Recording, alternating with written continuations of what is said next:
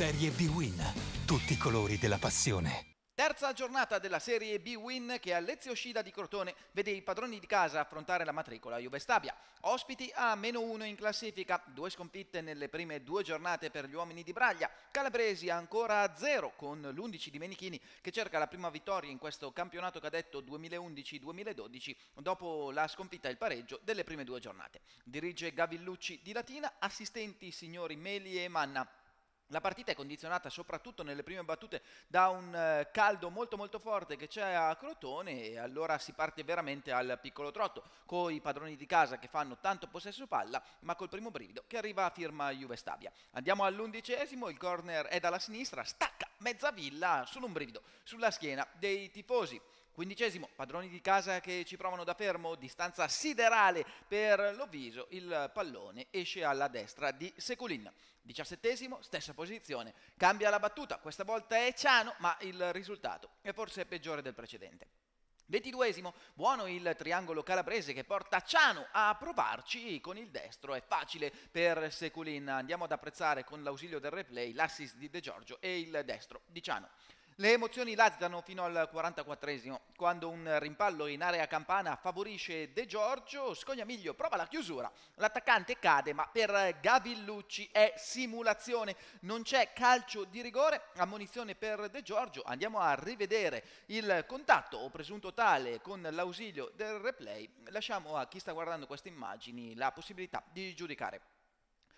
E allora il primo tempo termina così, con una gara forse condizionata dal caldo, che nella ripresa però parte decisamente in maniera più viva. Passano 120 secondi ed è lo Juve Stabia ad essere pericoloso con la discesa del nigeriano Bakogu sulla corsia mancina, fa proprio un'azione di forza il numero 9 stabiese, allora il pallone finisce al centro per Zazza che ci prova, buona la risposta di Bindi, arriva Raimondi, ancora Bindi si fa trovare pronto, è la prima vera azione della partita che arriva dopo soli 2 minuti nella ripresa, ottima la doppia risposta da parte di Bindi.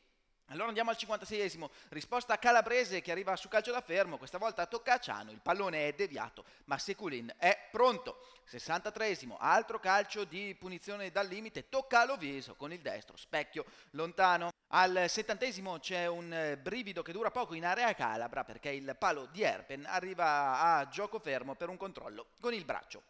75esimo, prima vera palla gol per il Crotone, corner dalla sinistra, ribattuto dal limite, Loviso si coordina bene, c'è Seculin, c'è anche Sansone, il pallone finisce alle stelle, Sansone si mette le mani nei capelli, ma l'azione era stata fermata per un fuorigioco dell'attaccante del Crotone sulla ribattuta.